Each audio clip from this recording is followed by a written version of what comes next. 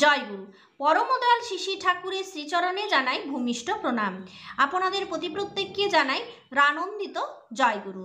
আজ ইষ্ট প্রসঙ্গে আলোচনা করব যে আমরা সংকট, আপদ, বিপদ, অসুস্থতা থেকে কিভাবে রক্ষা পাব। এই প্রসঙ্গে এই কথাটাকে উদ্দেশ্য করে যে ঘটনা, যে কথাগুলো আজকে আমি আপনাদের শোনাবো, তা আপনাদের জীবনেও যে কোনো সময় ঘটতে পারে আর ঘটেও চলেছে।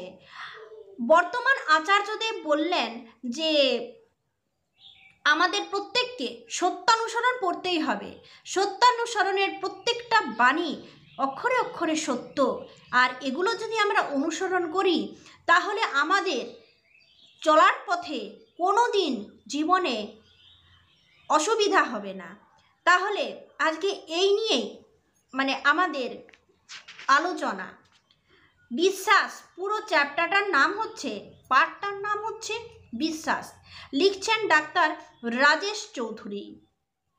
ছোটবেলায় দৌড়াতে গিয়ে হোঁচট খেয়ে পায়ে ব্যথা পেলে মা বলতেন যে এই ব্যথা কিছুই নয়, এই যদি একটু সহ্য করতে না পারিস তাহলে জীবনে বড় হবি কি করে। ব্যথা পেয়ে পেয়েই সবাই কিন্তু বড় হয়। আমাদের জীবনে চলার পথে যদি আপদ বিপদ না আসতো, বাধা না আসতো, তাহলে আমরা বুদ্ধি খাটাতে জানতাম না, আমরা প্রতিকূলতাকে জয় করতে পারতাম না, আমরা আমাদের শক্তিকে কাজে লাগাতে পারতাম না। পরমদয়াল শিশি ঠাকুর সত্যানুসরণে বললেন যে তোমার সব অবস্থার ভিতর তার মঙ্গল ইচ্ছা বুঝতে চেষ্টা করো। আমরা বিশ্বাস করি আমার জীবনে ভালো মন্দ সব দুঃখ কষ্ট যাই ঘটুক না কেন, জীবনের প্রত্যেকটি ঘটনার পেছনেই কিন্তু তার ইচ্ছে রয়েছে। শুধু বিশ্বাসই করি না, বাস্তবে তা অনুভবও করি। সেই অনুভব আমার বিশ্বাসকে আরও পাকা করে দেয়। কোথাও যাওয়ার পথে রাস্তায় হোঁচট খেয়ে আঙুলে ব্যথা পেলে ভাবি হয়তো সেখানে গেলে আমার পা ভেঙে যেত। ঠাকুরের দয়ায় শুধু আঙুলের ওপর দিয়েই বিপদটা কেটে গেল। এমনকি ছেলে অসুস্থ হয়ে মৃত্যুশয্যায় শায়িত, বাবা ঠাকুরের কাছে প্রার্থনা করছেন, ঠাকুর তোমার ইচ্ছায় পূর্ণ হোক। আমার ছেলে সুস্থ হলে যদি তার মঙ্গল হয় তবে তাই হোক, আর মৃত্যুতেই যদি তোমার ইচ্ছা তাহলে তাই হোক প্রভু। গভীর বিশ্বাস থেকে আসে নির্ভরতা, সমর্পণ, এই ভাব।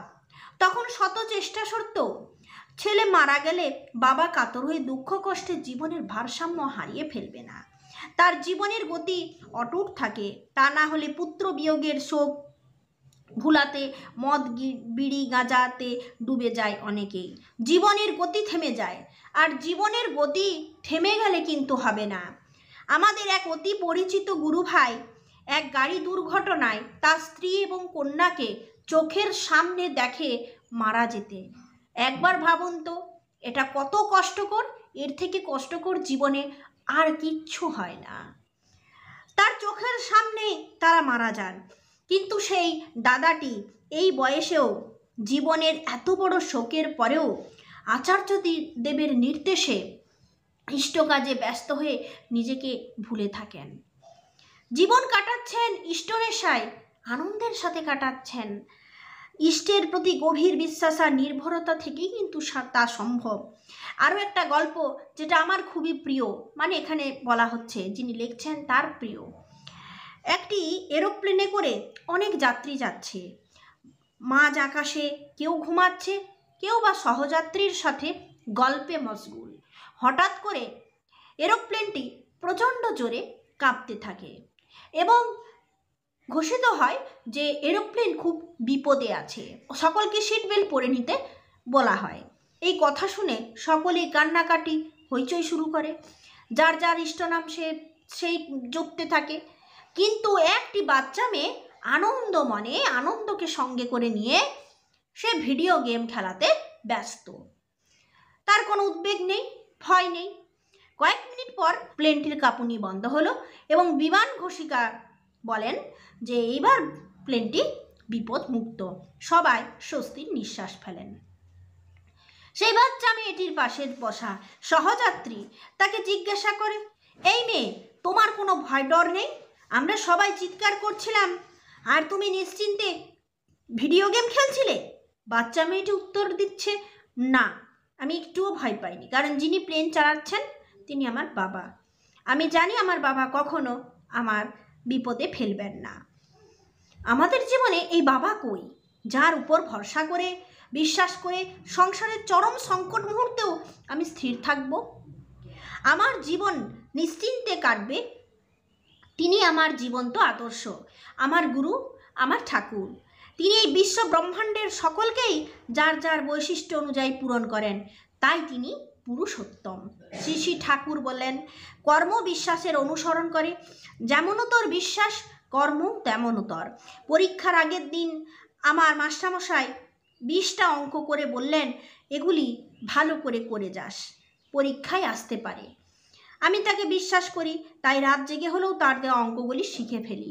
পরীক্ষা হলে গিয়ে দেখলাম সব অঙ্কই সহজ। আর যদি মাস্টারমশাইকে বিশ্বাস না করি, তবে তার দেওয়া অঙ্কগুলি পরে শিখব ভেবে আমি আমার বুদ্ধি অনুযায়ী অন্যান্য অঙ্ক আগে শিখে শেষ করে ফেলতে চেষ্টা করি। মাস্টারমশাইয়ের অঙ্কগুলি করার সময়ই পেলাম না। পরীক্ষার হলে গিয়ে হাত কামড়াচ্ছি, কেন মাস্টারমশাইয়ের দেওয়া কাজগুলো আমি করে এলাম না। সেই রকম দীক্ষান্তে মানে দীক্ষার শেষে ঠাকুরকে বিশ্বাস করে তার কথা মতো রোজ নিষ্ঠা সহকারে ইষ্টবৃত্তি, নাম ধ্যান, প্রার্থনা করে আসছি, সদাচার পালন করে আসছি, যজন যাজন করি, সস্তনী ব্রত গ্রহণ করে নিরামিষাশী হয়েছি, যা যা করার করছি। আর এইগুলি করতে করতে আমাদের অনুভূতি হয়, সেই অনুভূতি আবার আমার বিশ্বাসকে পাকা করে দেয়।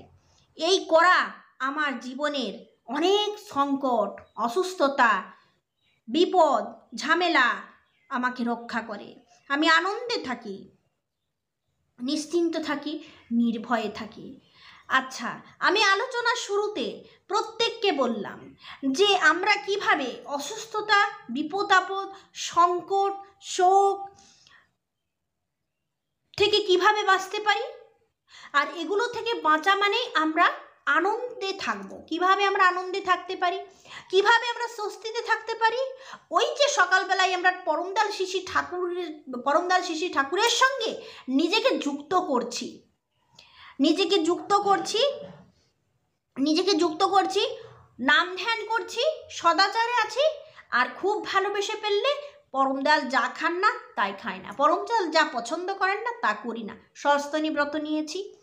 ব্যাস, আমি এগুলো করছি মানে আমি তার সাথে যুক্ত আছি, তাকে ভালোবেসেছি, তার জন্য আমি সব সময় তার উপর ভরসা করে আছি, তার উপর আমার বিশ্বাস পাকা, তাই আমি স্বস্তির নিঃশ্বাস ফেলছি, তাই আমি আনন্দে থাকি, তাই আমি সব সময় সব জায়গা থেকে রক্ষা পাই। আমরা অনেকে দীক্ষা নিয়েছি কিন্তু ঠিকমতো করি না, কারণ বিশ্বাস কম। ঠাকুর আবার তাদের উদ্দেশ্যে বললেন, বিশ্বাসীকে অনুসরণ করো। যাদের বিশ্বাস কম তাদের জন্য ঠাকুরের বাণী সত্যানুসরণে আছে। বিশ্বাসীকে অনুসরণ করো, ভালোবাসো, তোমারও বিশ্বাস আসবে।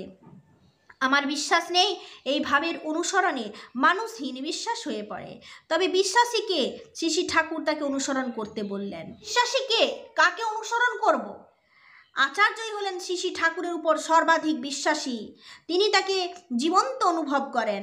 আচার্যকে আমি যত ভালোবাসি, অনুসরণ করি, আমি ততই ঠাকুরকে বিশ্বাস করতে শিখি, ততই আমি ঠাকুরের। তাহলে আমাদের এখন কাজ কি বলুন? এতটা পাঠ যে পড়লাম আর এতটা আলোচনা করলাম, এটা থেকে আমরা কি শিক্ষা পেলাম? বিশ্বাসীকে অনুসরণ করতে হবে, তবে আনন্দ পাওয়া যাবে। তাহলে কাকে অনুসরণ করব? আচার্যকে অনুসরণ করব।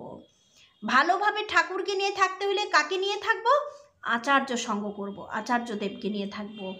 তাহলে কার সাথে আমরা থাকলে সব থেকে বেশি আনন্দ পাব? আচার্যদেবের সঙ্গে থাকলে।